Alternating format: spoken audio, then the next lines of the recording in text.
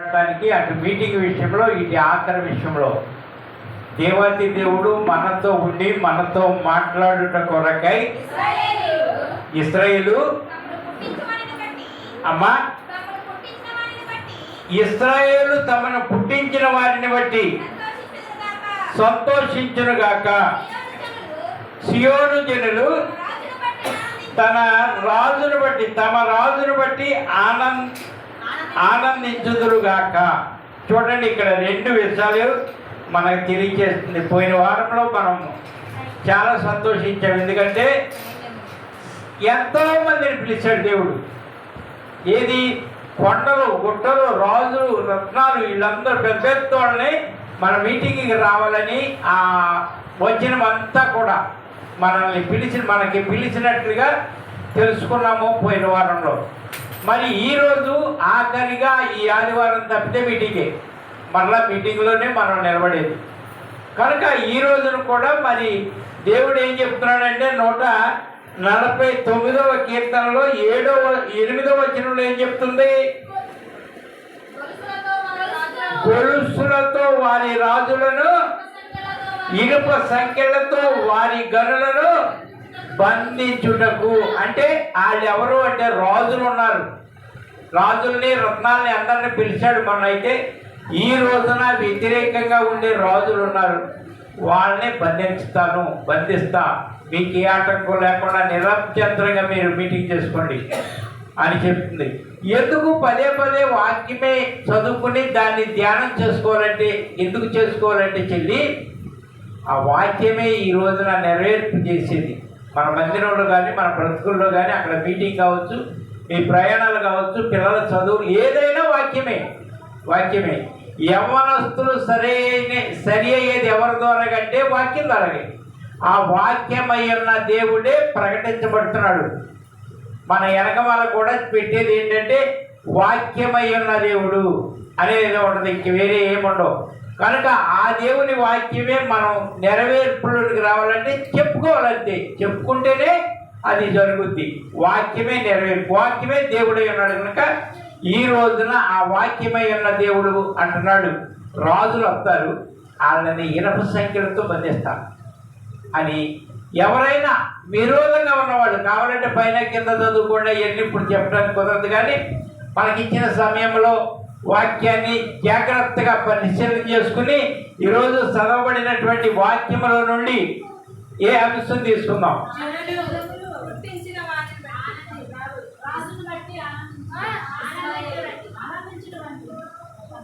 ఆనందించుట అని మన రాణి గారు, గోల్డ్ మేరీ గారు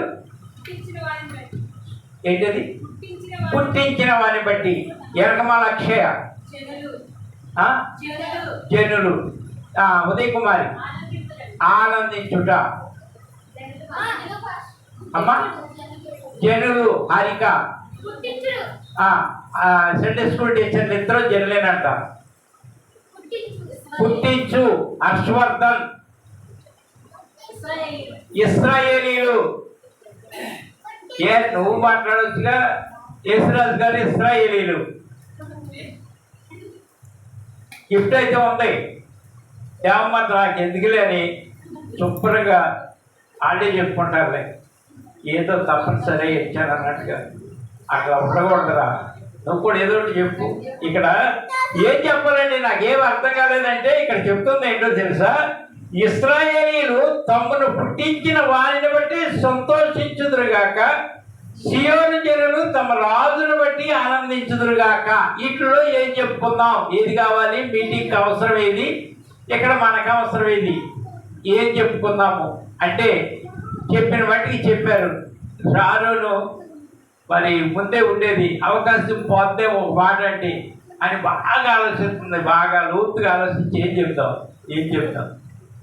నాకు తెలిసి అయితే ఇప్పటికైతే సొప్పు ఎవరిదే కాదు, ఇప్పటికైతే ఆన్సర్ రాలేదు చెప్తున్నా అమ్మా. మళ్ళీ లేదు, ఒకే ఆప్షను అమ్మా. ఏ సంతోషం, మీటింగ్ సంతోషం, ఓకే, సంతోషించడం. కానీ దానిలో విలువైనది, ఈ వాక్యంలో బలమైనది, మనకి కావలసినది ఏంటి అంటే సియోను. సియోనులో స్థిరమైన పునాది నీవు, సియోనులో స్థిరమైన పునాది నీవు. ఆ పునాది అయిన వాడే రేపు రోజున ప్రకటించబడాలి. అక్కడ ఏది మీటింగ్లో ఆ సియోను కుమార్తెలు అందరూ కలిసి ఆ సియోనులో పునాదైన వాడే మన ప్రభు అయిన యేసుక్రీస్తు ప్రకటించబడుతున్నాడు. అదేంటంటే ఇశ్రాయేలు ప్రజలు యెరూషలేమా అది కూడా వినగొట్టుకున్నాం. యెరూషలేమా యెహోవా సుందరపురమా, యెహోవా సుందరపురమా. యెహోవా సుందరపురము సియోను, యెహోవా సుందరపురము యెరూషలేము. ఇప్పుడు యెరూషలేము అనేది ఎవరి చేతిలో ఉంది? నవాబుల చేతిలో ఉంది. యెరూషలేము పట్టణం, యెరూషలేము మందిరం ఎక్కడుందంటే ఆ ఓమ్రా మసీద్ కింద మారిపోయి ఆ చోట్లో ఉంది, రెండింటి మధ్యలో. అందుకే మన స్టీవెన్సన్ గారు పాట పాడతాకు యెరూషలేము అని ఎక్కడో డాబా మీద ఉండి దాన్ని చూపించుకుంటా పాడినట్లుగా ఉంది. అదే విధంగా ఇప్పుడు మీటింగ్ స్థలం కూడా మనకి యెరూషలేము అనేది ఎక్కడో అంటే ఎవరి స్థలంలోనూ ఉంది. ఆ స్థలంలో ప్రకటించడానికి వెళ్తున్నాం. ఇశ్రాయేల్ ప్రజలేట ఆయన మమ్మల్ని పుట్టించినందుకు స్తోత్రం అని పుట్టించినందుకు సంతోషించారు. ఇప్పుడు సియోను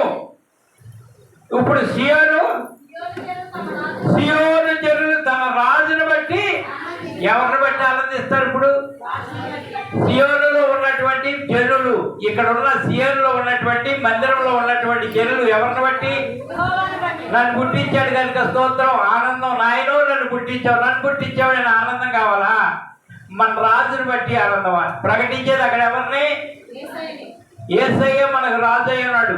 ఆ రాజు చేసే పని ఏంటి? ఆ సియోనికి రాజుకి ఉన్న లింక్ ఏంటి? ఆ రాజు మనతో ఏం మాట్లాడుతున్నాడు? ఈరోజు సబ్బు అయితే నాకేం మిగిలిపోయింది, ఒక్కడ తీసుకోలేకపోయారు, తీసుకొచ్చారు మొత్తం మీద, కానీ ఎవరికి అందలేదు. ఏది ఏమైనప్పటికీ కూడా ఆనందం సంతోషం అన్నారు పుట్టించినందుకు. ఇలా కాదు కానీ మనకు మన రాజు రానయ్య ఉన్నాడు. ఆ రాజే మన యేసు రాజు. ఆ రాజే వచ్చుతున్నాడు. యేసు రాజుగా వచ్చుచున్నాడు, లోకమంతా యేసు రాజుగా వచ్చుచున్నాడు, లోకమంతా తెలుసుకుంటాడు. భూలోకమంతా ఏం కానీ మన బాధలను పెట్ట ఈ పరిసర ప్రాంతాల వాళ్ళందరూ తెలుసుకుంటారు. అదే మన మీటింగ్ గురించి సబ్జెక్ట్ ఈ రోజున క్యాచ్ చేయండి. మధ్య మధ్యలో కూడా చిన్న చిన్న ప్రశ్నలు వేస్తా. ప్రభు చిత్తమైతే మరి దాన్ని క్యాచ్ చేయండి. కనుక ఈరోజు అంశం ఏంటి? సియోను. ఆ సియోను గురించి ఏం చెప్తున్నాడు అనేది, ఆ సియోను గురించి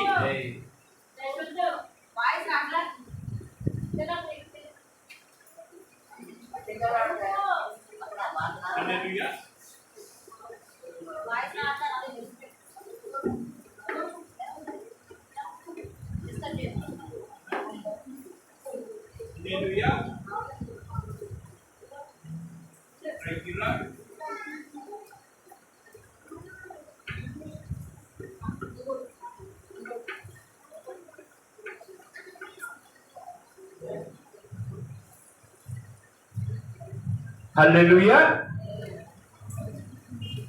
ఈరోజు సియోను గురించి ఏం చెప్తున్నాడో, ఏ విధంగా చెప్తున్నాడో వాటిని గురించి జాగ్రత్తగా తీసుకుంటే ఈ రోజున కొన్ని మాటలు 7 మాటలు స్పీడ్గా ఈరోజు ఇప్పుడు సియోనులో ఉన్నది ఏంటి అనేది కొన్ని తీసుకుని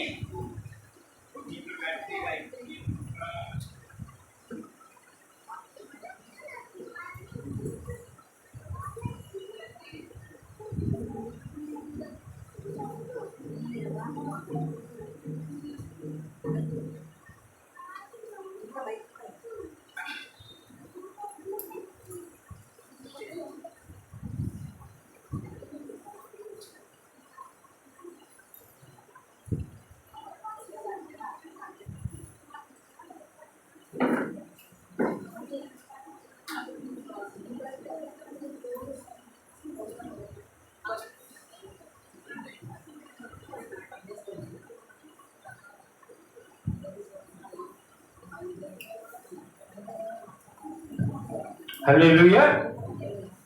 ఈరోజు వాక్యాన్ని బట్టి జ్ఞాపకం చేసుకుంటే మొట్టమొదటిగా ఇప్పుడు సియోనులో ఉన్నదేంటి అనేది తెలుసుకోవడానికి రోమా పత్రిక, ఇప్పుడు మన మధ్యలో ఉన్నటువంటి సియోను, ఈ సియోనులో ఉన్నదేంటి అనేది దేవాది దేవుడు కొత్త నిబంధనల నుండి రోమా అపొస్తలుడైన పౌలు గారు రోమా సంఘానికి చెప్తూ 9వ అధ్యాయము 33వ వచనం, దేవుని చేత ఏర్పరచబడిన అమ్మా ఇదిగో నేను అడ్డురాతిని అడ్డుబండను సియోనులో స్థాపించుచున్నాను, ఆయన యందు విశ్వాసముంచువాడు సిగ్గు పరచబడును అని చెప్తుంది ఈరోజు వాక్యం. సియోనులో ఈ రోజున ఏం పెట్టాడు? అడ్డుబండ. అంటే ఏంటి? మీటింగులో జరగనై ఉన్నటువంటి అద్భుతం, దేవుణ్ణి ప్రకటించే అద్భుత కార్యక్రమంలో అడ్డుబండ ఎక్కడుంది? అడ్డుబండ అనేది ఎక్కడుంది? ఇక్కడ చదివారు కదరా, సియోనులోనే ఉంది. అంటే సంఘములోనే ఒక అడ్డుబండ నేను పెడతా, అడ్డుబండను పెడతా. కానీ ఆ అడ్డుబండ విషయంలో సియోనులో స్థాపించుచున్నాను, ఆయన యందు విశ్వాసముంచువాడు సిగ్గుపరచబడడు. అడ్డుబండ అయితే ఉంటుంది, కానీ అడ్డుబండను ఛేదించేవాడు సిగ్గుపరచబడడు. ఆయన మాట అన్నాడు, ఈ మీ మాట ఉంది అనే అడ్డుబండలు ఖచ్చితంగా వస్తాయి. నాకేమని చెప్పారా అని. లేకపోతే అదేంటి నేను పొద్దున్న నుంచి ఉంటే ఆఖరి వచ్చేటి నా మీద పెత్తనం, అడ్డుబండే. ఆ టైంలో కూడా దాన్ని లెక్క చేయకుండా ఉన్నవాడే సిగ్గుపరచబడ్డు. లేకపోతే పొలంతుల్లో వచ్చిన వాడినంట పొయ్యికాడు ఉన్న అమ్మ కొట్టిందంట. ఏంటి ఇప్పుడే వచ్చేసా వండేసానా అని. ఆ విధంగా కాదు. మనం ఎలా ఉండాలంటే ఆఖరి సమయంలో ఎవడన్నా వచ్చి మాట్లాడినా అది అడ్డుబడ్డ, అది అడ్డుబడ్డ. వాక్యాలు ఇందుకే మాట్లాడుతున్నాడు ఇవాళ దేవుడు. అది అడ్డుబడ్డ. దేవుని పని జరగనీయకుండా నన్నుగా ఉండకుండా సిగ్గుపరచబడటానికి అడ్డుబండ వచ్చింది. మగోళ్ళే కావచ్చు, ఆడోళ్ళే కావచ్చు. ఎప్పుడు మధ్యాహ్నం వచ్చావా, ఆఖరిలో వచ్చావా, నీ పని చేయి. ఇప్పుడు వచ్చావా అంటే అన్ననుకో, అది అడ్డుబండే. ఇప్పుడే నీకు తిరుబట్టు అయితే అప్పుడే వచ్చావు. దాని గురించి నువ్వు సిగ్గుపడన అవసరం లేదు. ఒకవేళ ఇప్పుడే వచ్చింది అన్నది దానికి ఎంత పొగరో అని నువ్వు వెళ్ళిపోతే సిగ్గే. అవునా కదా? పాటలు పాడే సమయంలో రాలేదు, పాడలేదు. ఆఖరణ వచ్చావు, పాడలేదు. దాని గురించే సిగ్గుపడలేదు. నువ్వు రావాల్సిన సమయంలో రావా. భోజనాలు పెట్టే సమయంలో వస్తే అన్నీ పడతాయి వాళ్ళకి. అంతేగాని ఆఖరణ వచ్చి నాకు ఇది పడలేదంటే ఎలాగా?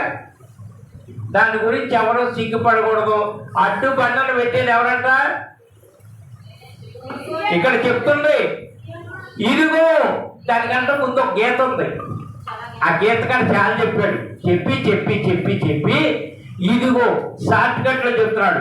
ఇదిగో నేను అడ్డురాతిని అడ్డుబండను సియోనులో స్థాపించుచున్నాను, ఆయన యందు విశ్వాసముంచువాడు సిగ్గుపరచబడడు. జాగ్రత్తగా చూసుకోండి. నేను పదే అయితే చెప్పను. ఈరోజు వాక్యం మాట్లాడుతుంది. ఆ మీటింగ్కు ఇంకా 3 వారాల ముందు నుంచి మాట్లాడుతుంది. ఈ రోజు కూడా మాట్లాడుతుంది. మరొకసారి మాట్లాడేది అక్కడ యెరూషలేములోనే మాట్లాడతాడు. సియోనులో మాట్లాడటం అయిపోయింది. యెరూషలేము దూరంగా ఉన్న ప్రాంతంలో మాట్లాడతాడు దేవుడు ఒక దైవజనుడి ద్వారా. జాగ్రత్తగా గుర్తుపెట్టుకోండి, జాగ్రత్తగా ఉంచుకోండి. ఈ సంఘం అనేది అల్లాటప్పగా ఉంటే క్రీస్తు సువార్త సహవాసానికి తగినది కాదు. మరి మీ తండ్రి తెలియనప్పటికీ కూడా దేవాది దేవుడు ఇచ్చింది చెప్తున్నాను. దాన్ని అంతా అందరూ జ్ఞాపకం పెట్టుకోండి. ప్రతి విషయంలో కూడా జాగ్రత్తగా ఉండండి. ఎవరి దగ్గర తలదించుకోవడానికి వీల్లేదు. సండే స్కూల్ పిల్లల కాడి నుంచి మెట్ట అని తీసివేయడానికి వీలు లేకుండా ఆ చోట్లో దేవాది దేవుడు కృప చూపించను గాక. ఇందాక చెప్తూ ఏబు గారు సంఘం నుండి ఒక 7 వస్తున్నారని చెప్పారు. ఎమ్మటే మన ఒల్లూరి సాత్వికమ్మో అయిపోయామన్నాడు. అంటే ఏబు గారి సంఘం బలమైంది, ఆయన బోడని చెప్తాడు, మనం అయిపోతున్నాం. కాదు మనకు తోడున్నాడు దేవుడు తోడున్నాడు. ఏపు గారు కావచ్చు, ఇంకా పెద్దోళ్ళు రాని ఎవరు వచ్చినా సంఘం తలదించడానికి వీలు లేదనే వాక్యం అనేది ఎప్పుడు కూడా నేను ఏదో చోది చెప్పుకుని వెళ్ళను. ఆ మహానుభావుడు ఇచ్చాడు, ఇస్తాడంతే, నేను చెప్తూ కూడా కాదు. సంఘాన్ని పెంచాలనే ఆసక్తి ఆయనకు ఉంది, దాన్ని బట్టి చెప్తున్నాడు. నెంబర్ 1 ఏముంటుందంట సంఘంలో? ఈ సీఎంలో అడ్డుబడి ఉండదు, జాగ్రత్త. ఆ అడ్డుబడిన ఎదురుగా వచ్చి నీకు తగలగానే దీని మొదటి వైపునని ఆ కింద కూర్చుని ఏడుస్తూ ఉంటారు కొంతమంది, ఎదురుగా తగలగానే బ్లడ్ వచ్చేస్తున్నాము. కానీ ఏదొచ్చినా ఆకూడదు, అడ్డుబడులే సైతాను. ఆ సైతాన్ అనేది సంఘంలోనే పెడతానంటాడు, సీయోన్లో పెడతానంటాడు. యెరూషలేముకి వెళ్ళనీయకుండా ఆపటానికి భార్యాభర్తల్లో గొడవ, భార్య మట్టికి వచ్చి భర్త రాకుండా ఆ చోట్లోకి ప్రతి ఒక్కరు భర్తలు రప్పించి కొంచెం అన్నం పెట్టడమే మరి భార్య పని. ఇంటికాడ పెట్టి ఉండటం కాదు, సంఘంలో తినిపించి మిగతాది ఆయన చూసుకుంటాడు. ఇక్కడ చెప్తున్న మొట్టమొదటిగా చెప్తున్న మాట ఇది ఏంటి అంటే, సీయోనులో అడ్డుబడి ఉంటుందంట. ఆ అడ్డుబడిన నువ్వయ్యవనుకో సిక్కే, లేదు ఎవరైనా అయ్యారనుకో సిక్కే. ఎవరైనా నువ్వైనా దాన్ని సమర్థించుకుంటేనే దానికి సిగ్గుపడవు. సంవత్సరం అంతా నీ ఇంట్లో నీ కుటుంబంలో ఆ చోట్ల జరిగే పండుగను బట్టి అడ్డుబడిన ఉంటుంది, జాగ్రత్త. తర్వాత ఏం చేస్తుంది, ఏం చెప్తున్నాడు చూద్దాం. అడ్డుబడిన ఉంటుంది, జాగ్రత్త అని చెప్పి మరో మాట చెప్తున్నాడు. మొదటి పేతురు రాసిన పత్రిక మొదటి పేతురు రాసిన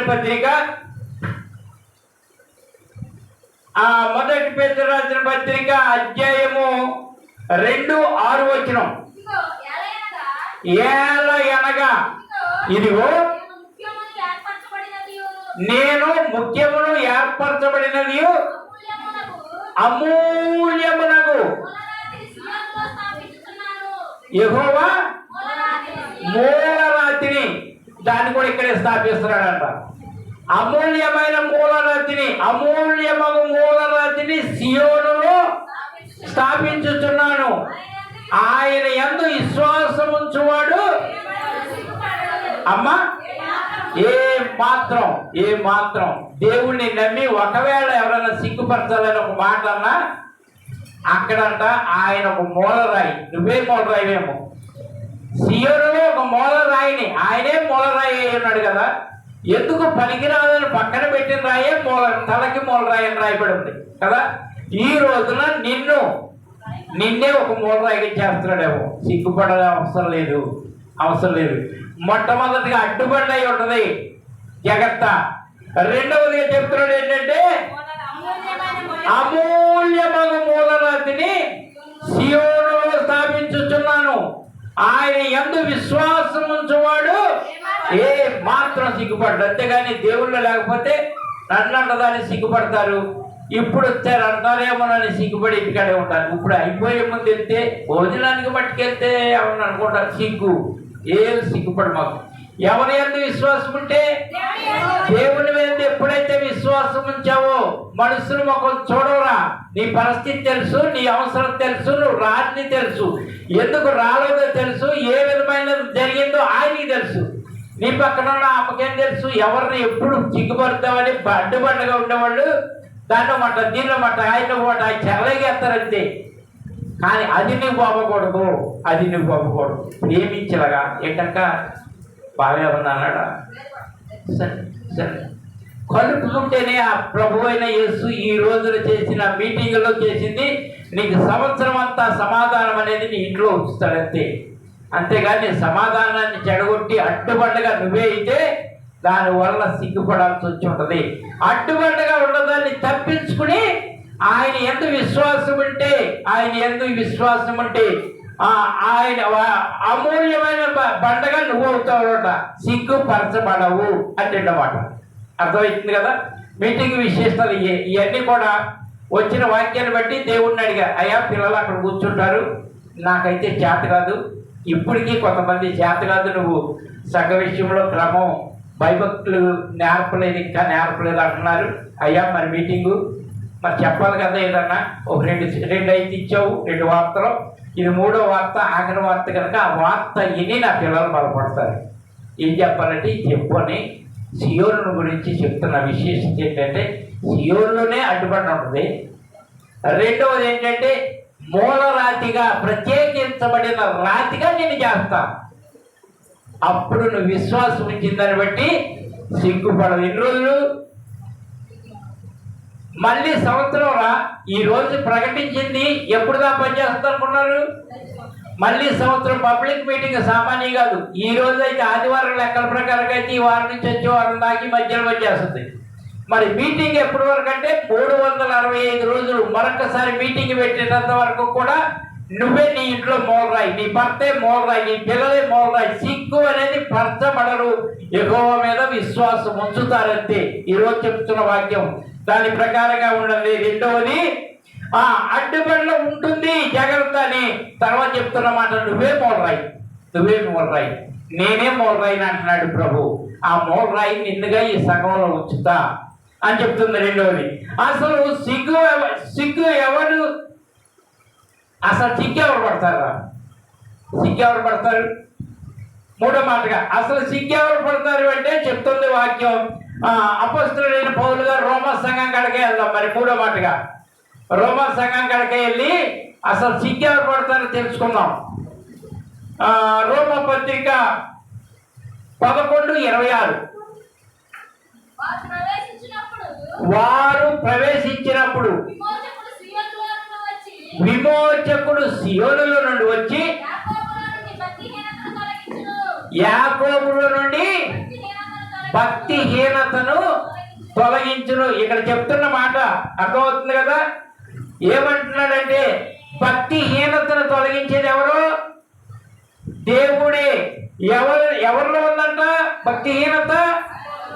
యాకోబు. ఏంటంటే పోరాడి గెలిచిన దేవుణ్ణి, పోరాడి గెలిచిన యాకోబులోనే. ఈ రోజున కూడా మందిరంలో అలాంటి వాళ్ళు ఉన్నారు. భక్తి విషయంలో, నీతి విషయంలో, యథార్థ విషయంలో, పనిచేసే విషయంలో, నిలబడే విషయంలో యాకోబు లాంటి వారు సంఘంలో ఉన్నారు. వాళ్ళలో కూడా ఏమంటుందంట? హీనత. అంటే చిన్న మనసు, నాది చిన్న మనసు. ఆ మాట అంటే నేను తట్టుకోలేకపోతున్నాను అయ్యారు, తట్టుకోలేనే. ఫలానా వ్యక్తికి చెప్పకూడదు, ఆ వ్యక్తి వచ్చి స్టేజ్ ఎక్కితే నేను రాను, నీకు నాకు అంతే అంటున్నారు. మేమిద్దరం కలిసిమెలిసి ప్రాణ స్నేహితులాగా ఉంటున్నాం. ఒక ఆయన ప్రాణ స్నేహితులాగా. సువార్త విషయంలో బలమైన సంఘాల మధ్యలో ఇదుంటే ఏంటి? అది ఏమంటారు? దాన్ని చెప్పలేకపోతున్నారు. భక్తిహీనత. దేవుని మీద విశ్వాసం ఉంచి దేవునిలో ఉండి దేవునితో పోరాడుతూ ఒక విషయంలో అలాంటి మాట రావచ్చా? వాళ్ళు రాలేదే మనం అందే. కానీ దేవాది దేవుడు పాపినే ప్రేమించాడు అని పాపాన్ని చేయమని కాదు, చేయించమనే చెప్పాడు.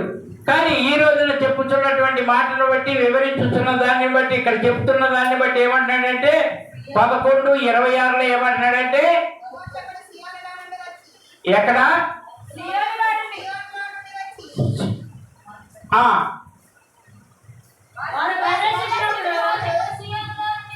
విమోచకుడు సియోనులో నుండి వచ్చి యాకోబులో నుండి భక్తిహీనతను తొలగించును. ఏం తొలగిస్తాడు? యాకోబు లాంటి మనలో నుండి ఏంటి? మరి మేము మా అంతకి మేము మనుషులం కదా, మేమే రాళ్ళు పోయి మేమే మూలరాళ్ళు అయితే మా సంగతి ఏంటి? మేము ఏం చేయాలి అంటే ఆయన వస్తాడంట. ఎక్కడికి? సియోనులో. ఈ రోజున మందిరంలోకి వచ్చి ఏమంటున్నాడు? భక్తిహీనత ఎవరిలో ఉంటే, బలహీనత ఎవరిలో ఉంటే, కోపం సుప్రతనం ఎవరిలో ఉంటే అన్నింటినీ కూడా తీసేసింది ఎవరో? దేవుడు. ఆయన వస్తాడంటే సియోనులోకి. ఈ రోజు వచ్చాడు, వచ్చి చెప్పుతున్న మాట ఇది. సియోనులో కొంతమంది లేరు కదా అంటే ఆయన ఇక్కడ ప్రకటిస్తున్నాడు. వాళ్ళనే చూస్తున్నాడు. వాళ్ళని ఎక్కడో ఉట్టి వదిలిపెడతాడా? ఆయన అసలు ఎక్కడున్నాడు? పరలోకంలో ఉన్నాడు. ఇక్కడ మందిరం వైపే కాదు, ప్రయాణం చేస్తున్న సంఘ పెద్ద గారిని చూస్తాడు. ఇంటికాడ పడుకున్నటువంటి మరి ఎవరంటే సునీత గారిని చూస్తాడు. లేకపోతే కోడిగుడ్డు కాడ ఉన్నటువంటి మరి కుమారి గారిని చూస్తాడు. ఈ ప్రాంతంలో ఎవరంటే మన శాంత్ కుమారి గారు హైదరాబాద్ వెళ్ళిందో లేదో ఇక్కడే ఉందో ఆమెను చూస్తాడు. నారమ్మ గారు ఇక్కడ కూర్చున్నా ఏమన్నదో. అందరినీ చూడగలిగిన వాడు ఆయన, అందరితో మాట్లాడగలిగిన వాడు ఆయన. అంతేగాని మందిరంలో వాళ్ళతోనే మాట్లాడతాడు అనుకుంటాం తప్పు. ప్రపంచం అంతటిని చూస్తున్న దేవుడు ఆయన. ఆయన చెబుతున్న మాట అంటే విమోచకుడు సియోనులో నుండి వచ్చి యాకోబులో నుండి భక్తిహీనతను తొలగిస్తాడు. ఒకవేళ ఈ రోజు వాక్య ప్రకారంగా తొలగిస్తాడేమో, అలాంటివి ఉంటే తొలగిస్తాడేమో. అదే చెప్తుంది రెండో మాట. అమ్మ మూడో మాట తొలగిస్తాను అంటున్నాడు. మరి నాలుగో మాట, అసలు భక్తిహీనత రాకుండా ఉండాలంటే ఏం కావాలి? భక్తిహీనత, ఆ హీన దశ అనేది రాకుండా ఉండాలంటే ఏం కావాలి? దాని గురించి కూడా విందాం. అది రాకుండా ఉండాలంటే ఇప్పుడు ఒకవేళ ఉండుంటే అసలు అది రాకుండా ఉండాలంటే ఏం చెప్తుందో వాక్యం చూద్దాం. దాన్ని జకర్యా గ్రంథంలో నుండి చూద్దాం. పాత నిబంధనకి వెళ్దాము. జకర్యా గ్రంథము అధ్యాయము 9, వచ్చిన కూడా 9. అమ్మా, సియోనులోనున్న నివాసులారా విశ్వాసము బహుగా సంతోషించుడి. యెరూషలేము నివాసులారా ఉల్లాసముగా ఉండుడి. నీ రాజు నీతిపరుడును రక్షణ గలవాడును దీనుడనై గాడిదను గాడిద పిల్లను ఎక్కి నీ యొద్దకు వచ్చుచున్నాడు. గాడిద, నేను గాడిదనే, నా పిల్లలు. ఏళ్ళ మీద ఆళ్ళ మీద కూడా ఎక్కి వచ్చేవాడు మన ప్రభు అయినటువంటి రాజు. ఆ రాజే వస్తున్నాడు మన మధ్యలోకి. ఈ విధంగా భక్తిహీనత ఇలాంటివన్నీ పోగొట్టడానికి సియోనులోకి వచ్చాడు. వచ్చిన తర్వాత దీని గురించి ఏం చెప్తాడు? అసలు భక్తిహీనత ఉండకుండా ఉండాలంటే ఏం జరిగిందంటే, ఏం చేయాలంటే, సియోను నివాసులారా, ఈ చోట్ల కూర్చున్న వాళ్ళారా బహుగా సంతోషించుడి. యెరూషలేము నివాసులారా, అమ్మా ఉల్లాసం. యెరూషలేము నివాసులు అంటే ఇప్పుడు చెప్పండి. ఇక్కడ సియోను నివాసులారా బహుగా సంతోషించుడి. సియోను జనులు ఎవరు? యెరూషలేము నివాసులు ఎవరు? సియోను నివాసులారా అంటే మనం అన్నాం. మరి ఇక్కడ యెరూషలేము నివాసులారా ఉల్లాసముగా ఉండండి. అది రెండు మనమేనరా, రెండు మనమే. ఇప్పుడు ఆ చోట్ల ప్రకటించే విషయంలో ఏ విధంగా ఉండాలి? ఉల్లాసంగా. అంటే ఇప్పుడు నేర్చుకునే దాన్ని బట్టి సంతోషం. మీరు చెప్పారు అంశం ఏదంటే సంతోషం. యెరూషలేములో ఇక్కడ సంతోషంగా తీసుకుందాం, అంతేగాని అయ్యగారు ఖచ్చితంగా దీని గురించి చెప్తున్నారు. మీటింగ్ మొదలైతే సార్, మీటింగ్ గురించి నేనైతే చెప్పట్లేదురా. మనందరం ఎలక్ట్గా ఉండాలని. మనం చిన్న సంఘం, చిన్న మంది కదా, భయపడక అన్నాడు కదా. చిన్న మందిగా ఉన్నాము, భయపడవద్దు అన్నారు, కానీ భయపడకుండా ఎట్లుంటాము. అంతలో మీటింగు ఇవన్నీ అయ్యగారు చెప్తున్నారు. ఈ సంవత్సరం ఏంటి ఉండి 1,00,000 అంటున్నారు అని భయపడకండి. మన ప్రభువు చేసేది ఆయన ఉన్నత స్థలంలో ఉన్నాడు. మహోన్నతుడైన ఉన్నత స్థలంలో నుండి పంపించగలడు ధనాన్ని, కుమ్మరించగలడు ధనాన్ని, మన ఆశని తీర్చగలడు. ఆశని తీర్చి ప్రతి ఒక్కరిని పిల్ల జల్ల అనేది లేదు, ప్రతి ఒక్కరిని సంతోషించపరచగలడు. ఇప్పటికైతే అయ్యగారి ముఖంలో ఏమి భయమే కనపడుతుంది. అసలు ఏమనుకుంటున్నాడు? ఏంటి 1,00,000 అంటున్నాడు. ఇక్కడ చూస్తే 10,000 వచ్చినాయి. ఇద్దరు 5,000 ఒకడు, 5,000 ఒకడు ఇచ్చారు. బియ్యం అయితే భోజనానికి గోల్డ్ మేరీ గారు ఇచ్చేశారు. 5,000 సంగపెద్ద గారు ఇచ్చారు. 5,000 ఒల్లూరు వారు ఇచ్చారు. 1,00,000 అన్నారు. ఏం చేస్తారు? అప్పు అయితే జరుగుతూనే ఉంది. ఒక్కొక్క కార్యక్రమం నేను ఇక్కడ లేకుండా మరి రాలేదని వచ్చిందా కూర్చున్నా చేస్తానికి వెళ్తే ఇక్కడ మీటింగ్ ఏంటి? అప్పు అయితే తెచ్చేసే ఒక్కొక్కటి చేస్తానే ఉన్నా. తీర్చేవాడు ఆయన. మీరు కూడా భయపడమాకండి, బాధపడమాకండి. చేతులు డబ్బులు ఇద్దామంటే అది దానికి అయితే ఇచ్చే 5,000 ఇచ్చినారు. అలా మట్టి కనుక్కోవాలి. మీరు ఇంకెక్కువ ఇస్తారేమో, దేవుడు ఇస్తే ఎవరా? అది ఇక్కడ జరిగే పండుగ మనందరిది కనుక దేనికి దిగులు పడమాకండి. మీరు ఏ వాసులు? సియోను అంటే మందిర వాసులు రా. మీరు ఏమై ఉన్నారు? మూలరాయిగా ఉన్నారు. ఒక ప్రభువే మూలరాయి అయ్యాడు. ఈ రోజున సంఘంలో ఉన్న సియోనులో ఉన్న మీరు ఒక్కొక్క మూలరాయి, ఒక్కొక్కడు స్తంభం, ఒక్కొక్కడు దిగ్మజయ చోట్ల ఉండండి, పోరాడండి. దేవాది దేవుడు మన ముందు నడుస్తున్నాడు. సైన్యానికి ముందు ఎవరున్నారు? సైన్యానికి ముందు మన ప్రభువు. కొత్త నిబంధనకు మర్చిపోయినప్పుడు వాక్యాన్ని మన సైన్యం. ఇప్పుడు సైన్యం ఎవరు? మనమే సైన్యం. సైన్యానికి ముందెళ్ళేది ఎవరు? మార్గం సిద్ధపరుచుకుంటా మన ప్రభువు. సైన్యానికి అధిపతి ఎవరు? యెహోవా. ఈ సైన్యానికి అంతటికీ అధిపతి దేవుడు, తండ్రి అయిన దేవుడు. మన సైన్యం కొత్త నిబంధనకి వాక్యంతో సహా చూపించారు కదా. కొత్త నిబంధనకి ముందుగా మార్గం సిద్ధపడి చేసేది ఎవరు? మన ప్రభువు అయినటువంటి యేసుక్రీస్తు. ఆయన కొత్త నిబంధన మీద ఆసక్తి కలిగి ఉన్నాడంట. ఆ ఆసక్తితో ముందు నడిచేది ఆయన సైన్యం. మనకి ఆ సైన్యాన్ని నడిపించే రౌతులు ఎంతమంది? రౌతులు 20 కోట్లు రా. 20 కోట్లు రౌతులు అంట. మరి సామాన్యమైన విషయం కాదు. మీటింగ్ అంటే సామాన్యం కాదు. అందుకే సీయోను నివాసులారా బహుగా, అంటే కొంచెం కాదు, బహుగా సంతోషించుడి. యెరూషలేము నివాసులారా ఉల్లాసముగా ఉండడని చెప్తుంది వాక్యం. అక్కడ ఉల్లాసమే, ఇక్కడ సంతోషం. అందరికీ అంతే కల్పించేద్దాం, ఆ విధంగా నిలబడదాం. అందుకని మన రాజు దేని మీద వస్తున్నాడు? అంతేగాని సింహం మీద వస్తున్నాడు. బైబిల్ సింహం మీద వచ్చేది ఈసారి అయితే సింహం మీదే వస్తాడు. గాడిద మీద మనకు చూపించాడు. ఇప్పుడు కొంతమంది సింహమై రానై ఉన్నాడు. రెండవసారి వచ్చి మనం తీసుకెళ్తాకి. అప్పుడులాగే ఇప్పుడు రాడు. కానీ ఇప్పుడుకైతే పని జరుగుతుంది. దేని మీద? గాడిద మీద పని జరుగుతుంది. ఆ గాడిద మీద మళ్ళీ ఒకసారి మనకి కనపడకుండా గాడిద మీద వచ్చి ఆయన తగ్గించుకుని ఉంటాడు. మనం కూడా గాడిద ఎందుకు చూపించారు తెలుసా? మనకు కూడా అక్కడ తుడిసే వేసే నేను తీర్తుడుతు అసలు ఈ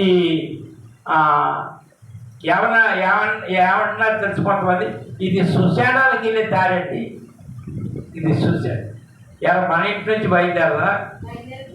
మన ఇంటి ముందు నుంచి ఎవరినైనా ఇటు తీసుకెళ్ళాలనుకో, అది ఆ దారి కదా.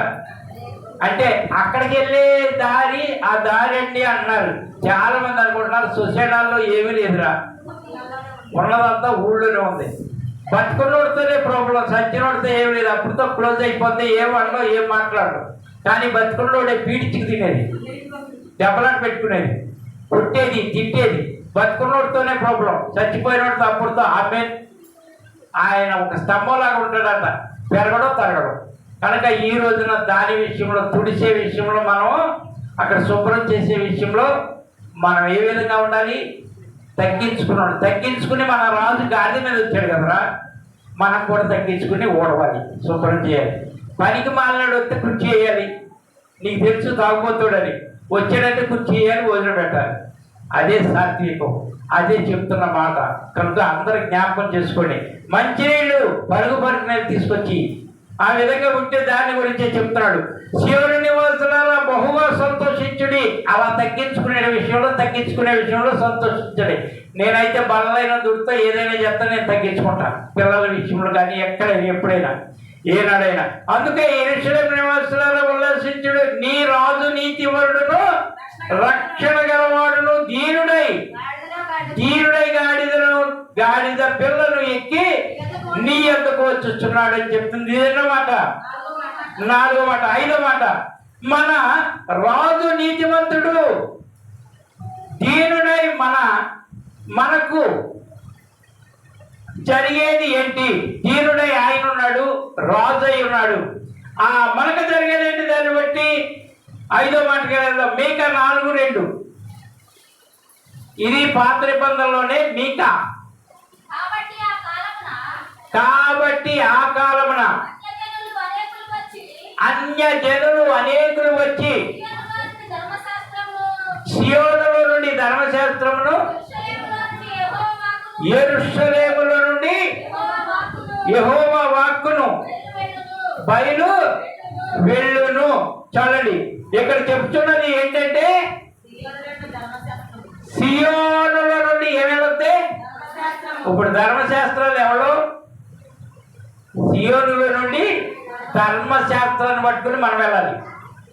యెహోవా యెరూషలేములో యెహోవా వాక్కు. ఆ చోట్లో యెరూషలేములో బయలుదేరేది ఏంటంటే యెహోవా వాక్కు. ఆ వాక్కు ఆ చోట్లో బయలుదేరుతుంది. అదే చెప్తుంది. కాబట్టి ఆ కాలమున, ఏ కాలం? అది మీటింగ్ కాలమున అనేకులు అన్యజనులు అనేకులు అక్కడికి వచ్చేవాళ్ళందరూ ఇంకేముంది భక్తి పనులే కాదు, అన్యజనులు అనేకులు వచ్చి సియోనులో నుండి ధర్మశాస్త్రమును యెరూషలేములో నుండి యెహోవా వాక్కును బయలు వెళ్ళును, యాకోబు దేవుని మందిరమునకు యెహోవా పర్వతమునకు మనము వెళ్ళుదమని రండి అని తన మార్గముల విషయమై మనకు బోధించును, మనము ఆయన త్రోవలో నడుచుకుందాము అని కొంతమంది మారి అన్ని జనులు మారి అది ఆ త్రోవలో వెళ్దామే, ఆ బాధలను మెట్టుకెళ్దామే, ఆ మందిరానికి వెళ్దామే అని, ఈ మందిరమే కాదు ఏదన్నా మందిరం దేవుణ్ణి నమ్ముకుందామనే వాక్కుని బట్టి మార్పు రావడానికే మీటింగు. అంతేగాని మన దగ్గర డబ్బులు ఎక్కువ ఉండవు, లేకపోతే సరదాగా చేసేది కాదు. కొంతమంది అన్యజనులు మారాలి, పబ్లిక్ స్వార్థ, కొంతమంది తెలిసి తెలియని వారు మారాలి, కొన్ని కుటుంబాలు మారాలి, అదే మన ప్రయత్నం. అంతేగాని వాళ్ళ దగ్గర వీళ్ళ దగ్గర ఫోన్ చేసేట ₹1,00,000 ఖర్చు పెడతాడట, ఇక దేనికి ప్రయోజనం అనుకుంటున్నారేమో. యెరూషలేములో నుంచి ఇది సియోను నుంచి ఏం బయలుదేరితే ధర్మశాస్త్రాలు మీరు అందరూ. ఎందుకని బైబిల్ పట్టుకుని బైబిల్ నేర్చుకుని పాటలు నేర్చుకుని ప్రార్థన నేర్చుకుని ఉన్న ధర్మస్తులు మీరు, ధర్మాన్ని పాటించేవారు. ఎక్కడి నుంచి బయలుదేరి ఆ చోట్లోకి వెళ్తుంది. ఆ చోట్లో ప్రకటించబడేదేంటి అమ్మా? యెహోవా వాక్కు. అర్థమవుతుంది కదా? యెహోవా వాక్కు బయలు వెళ్ళును, యాకోబు దేవుని మందిరమునకు యెహోవా పర్వతమునకు మనము వెళ్ళుదమని రండి, ఆయన తన మార్గముల విషయమై మనకు బోధించును, మనము ఆయన త్రోవలలో నడుచుకుందాము అని చెప్పుకొందురు. ఇంకా కింద పోతావా? ఆయన మధ్యవర్తి అనేక జనములకు న్యాయము తీర్చును, దూరమున నివసించు బలము గల అన్యజనులు తీర్పు తీర్చును, వారు తమ ఖడ్గములను నాగటి నక్కులుగాను తమ ఈటెలను మంచుగొత్తులుగాను సాగగొట్టుదురు. జనము మీదికి జనము ఖడ్గము ఎత్తక ఎల్లును, యుద్ధము చేయి నేర్చుకునుట జనులకు మానే. అంటే యుద్ధం మన మీద యుద్ధం చేసేవాళ్ళు ఉంటారు ఇంట్లో కూడా, అలాంటి వాళ్ళందరూ మానే. అంటే కత్తులుగా ఉన్నాయి, నక్కులుగా చేస్తారు, అంటే పనిముట్లుగా పొలం పనులకు ఉపయోగించేటట్లుగా. అంతకు ముందేమో నరకటానికి కత్తులుగా ఉన్నాయి, అర్థమవుతుందా? అలాంటి కత్తుల్ని నక్కులుగా పొలం పనులు చేసే నక్కులుగా చేయబడతాయి. ఆ విధమైన మాటలు వస్తాయి అని ఆ విధంగా ఇంకా కింద బోర్డు అవుతుంది. అవన్నీ కాదు కానీ మీరు చదువుకోండి. ఈరోజు మీటింగ్ గురించి అయ్యగారు సబ్జెక్ట్ తీసుకొచ్చి సియోన్ అని మొదలుపెట్టాడు. ఏం చెప్పాడు అని కాదు కానీ మొత్తం ప్రతిదీ రాసుకుంటున్నారు కనుక దానికి కొద్దిగా పైన దానికి కొద్దిగా కింద తీసుకోండి, ఖచ్చితంగా ఆన్సర్ వచ్చేది. ఏదో ఆ ఒక్క మాటే కాదు, ఆ విధంగా ఉంటుంది. దానిని బట్టి ఇది ఎన్నో మాట? 5, 6 మాట. అంటే ప్రకటించడం తప్ప, అంటే ప్రకటించేటప్పుడు మనము ఎక్కడ ఉండాలి? ఈ ప్రకటించేటప్పుడు ఈ విధంగా సియోనుల నుండి ధర్మం బయలుదేరి అక్కడ ప్రకటిస్తుంది. ఎక్కడితో ఇంటికి పోవాలా? ఎక్కడ నిలబడాలి చూద్దాం. జనుల మధ్యలో నిలబడాలి. ఓకే, ఆన్సర్ బాగా నీకు తెలుసుకున్నా. దాన్ని ఇంకొక పర్యాయ పదంలో చూద్దాం. ఎక్కడ నిలబడాలంటే ప్రకటన 14 ఆఖరి పుస్తకం 14వ అధ్యాయము, ఆఖరి పుస్తకం 14వ అధ్యాయం మొదటి వచ్చిన చదువుదాం. మరియు నేను చూడగా ఇదిగో ఆ గొర్రె పిల్ల సియోను పర్వతం మీద నిలబడి ఉండెను. ఆయన నామమును ఆయన తండ్రి నామమును నొసళ్ళ యందు లిఖింపబడి ఉన్న మాట 144,000 మంది. ఎంతమంది అంట? వాళ్ళల్లో నువ్వు ఉంటావా? ఇక్కడ చెప్తున్న మాట నేను చెప్పింది కాదు, చెప్తున్న లెక్క కూడా ఆయన వేసేసాడు. మరియు నేను చూడగా అది ఆ గొర్రె పిల్ల. ఏ గొర్రె పిల్ల? సియోనులో ఉన్న గొర్రె పిల్ల. ఆ గొర్రె పిల్లే మీరు. అమ్మ మనంతా గొర్రె పిల్లమే. ఎక్కడున్నామంటే సియోనులో ఉన్నాం. గొర్రెపిల్ల, ఆ గొర్రెపిల్ల సియోను పర్వతం మీద నిలబడి ఉండేది. ఇప్పుడు సియోను పర్వతం ఎక్కడ ఉంది? ఇప్పుడులాగా చెప్తున్నాను కదా, సియోను ఏది?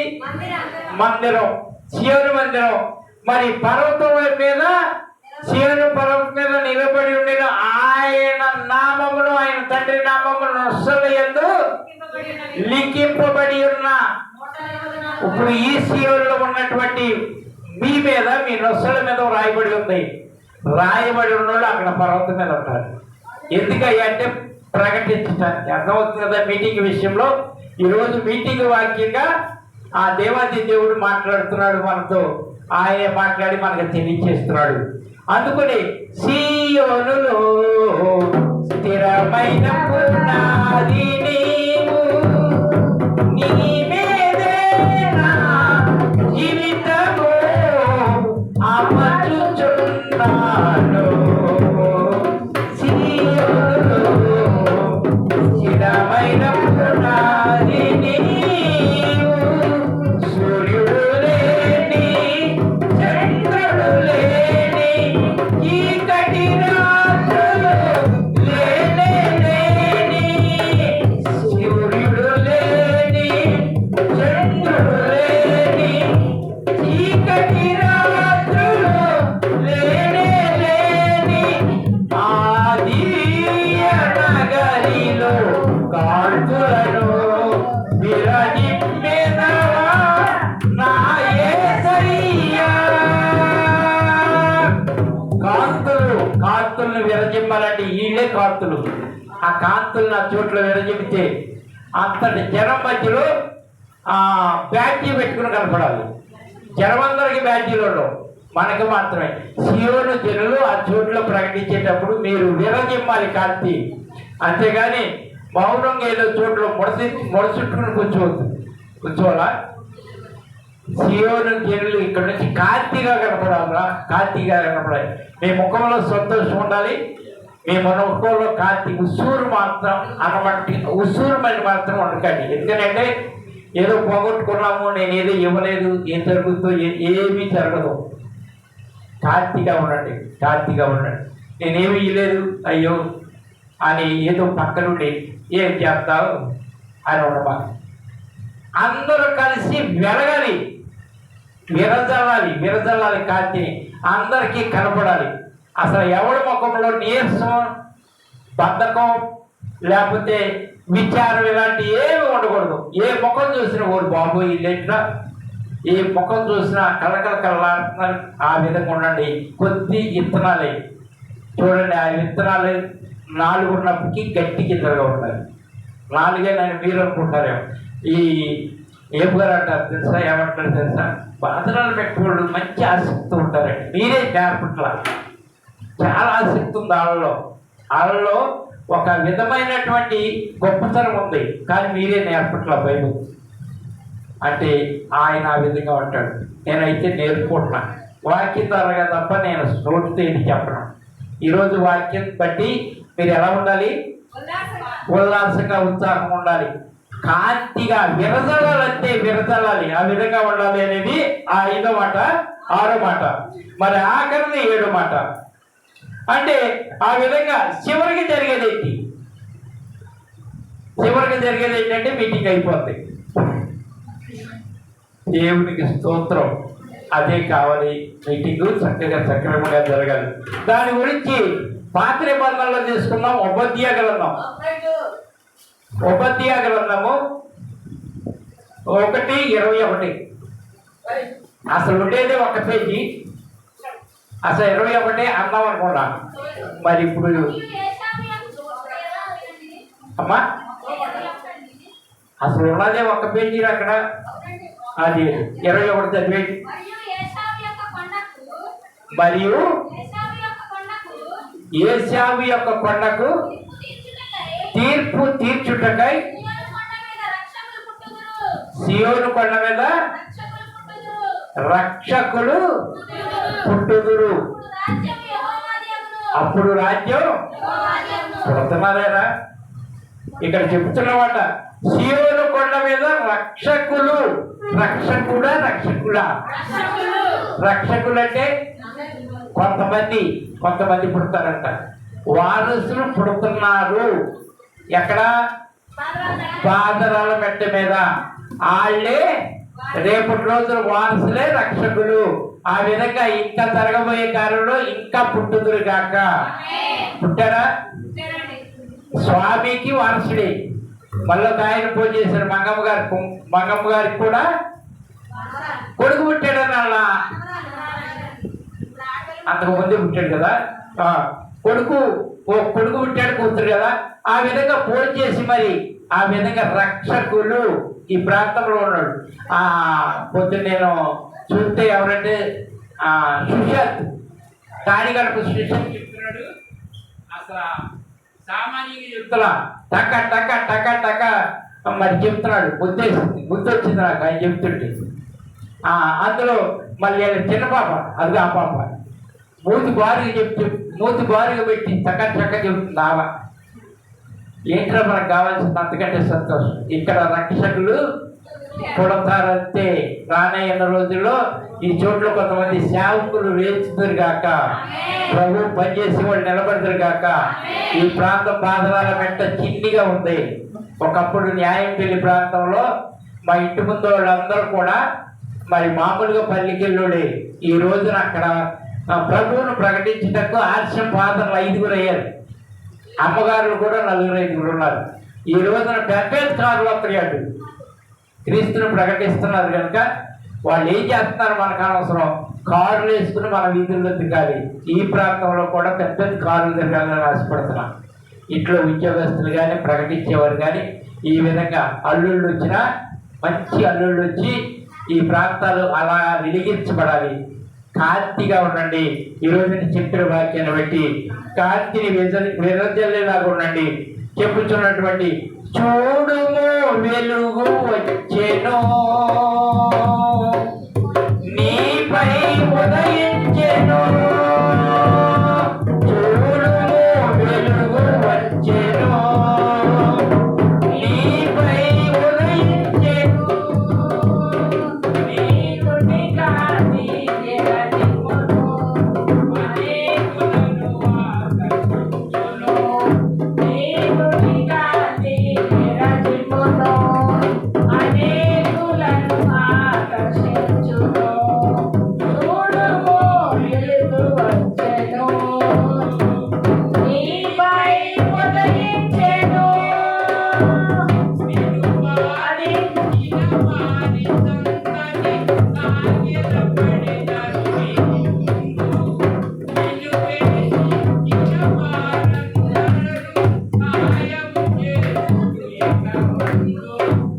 జనముల భాగ్యము నీతగును, జనముల భాగ్యము నీతగును, శత్రు సమూహముల యమగును. చూడుము వెలుగు వచ్చెను, నీపై ఉదయించెను. వెలుగు వచ్చెను, నీపై ఉదయించెను. ఆ విధంగా మీ పైన సూర్యుడు ఉదయించునుగాక, అవదయించునుగాక, ఉదయించునుగాక, మొత్తము ఆయన చేయునుగాక. 7 విధాలుగా నేను మొట్టమొదటిగా నేను అడ్డురాతిని అడ్డుబండను సియోనులో ఉంచుతా. దానికి సిగ్గుపడి దానికి భయపడి తప్పుకోపాకండి. పంట ఉంటుంది, ఉంటానే ఉంటుంది. రేపు మీటింగ్ గురించి తప్పుకోపాకండి. 2ది అమూల్యమైన మూలరాతిని సియోనులో నిన్నే మూలరాతిగా చేస్తున్నా. నువ్వు సిగ్గుపడిన అవసరం లేదు. 3వదిగా చెప్తుంది, విమోచకుడు సియోనులో నుండి, యాకోబులో నుండి. భక్తిహీనత, ఒకవేళ భక్తిహీనత కలిగి ఉన్నారేమో దానిని తొలగించేది నేనే. ఒకవేళ మీరు అనుకుంటున్నారేమో నాలో నుండి ఇది పోద్దా ఈ హీనదశ పోద్దా అనుకుంటున్నావేమో. తొలగించేది మన ప్రభువైన యేసుక్రీస్తువే. ఆయన తొలగిస్తే ఎలాంటి బండైనా పటాపంచలై రాతి గుండిపోయి మాంసపిగుండె అవుతుంది. దానిని బట్టి చెప్తుంది, సియోను నివాసులారా బహుగా సంతోషించండి, నీ రాజు నీతిమంతుడు, రక్షణ గలవాడు, దీనుడు, ఇన్ని కలిగిన వాడు మన ప్రభువు అయిన యేసుక్రీస్తు. దాన్ని బట్టి కాబట్టి ఆ కాలంలో ఈ కాలంలో మీటింగ్ కాలంలో అన్యజనులు అనేకులు వచ్చి సియోనులో నుండి ధర్మశాస్త్రంలో యెరూషలేములో నుండి యెహోవా వాక్కు బయలుదేరుదంటే అక్కడ యెహోవా వాక్కు ఆ చోట్ల ప్రకటించబడుతుంది. దానిని బట్టి చెప్తుంది, మరియు నేను చూడగా ఇదిగో ఆ గొర్రె పిల్ల, ఈ గొర్రె పిల్లలందరూ ఆ పర్వతం మీద నిలబడి ఒక్కొక్కరు ఒక్కొక్క గొర్రె పిల్లగా ఉండి ఆ చోట్ల ఉండి గొర్రె పిల్లగా ఉండి నీతిమంతుడిని ధర్మశాస్త్రాన్ని ప్రకటించేలాగా ఆ పర్వతం మీద నిలబడే వారిగా ఉన్నాము. ఆఖరిగా చెప్తుంది, సియోను కొండ మీద రక్షకులు ఇప్పుడు అయిపోరా, రానున్న రోజుల్లో ఇక్కడ రక్షకులు పుడతారు, ఇక్కడ ప్రకటించేవారు పుడతారు, ఇక్కడ ప్రార్థన పరులు పుడతారు, ఇక్కడ వాక్యం చెప్పేవారుగా ఉంటారు. ఈ ప్రాంతంలో అనేక మంది శిష్యులు తయారవుతారు. దేవుని ప్రకటన అనేది ఆగదు, ముందుకు కొనసాగుతూ ఉంటుంది. ఆ నిరీక్షణలోనే ప్రతి ఒక్కరు కూడా రేపు ప్రకటిద్దాం. ఆ కొద్ది మాటలు దేవుడు దీవించును గాక. హల్లెలూయా.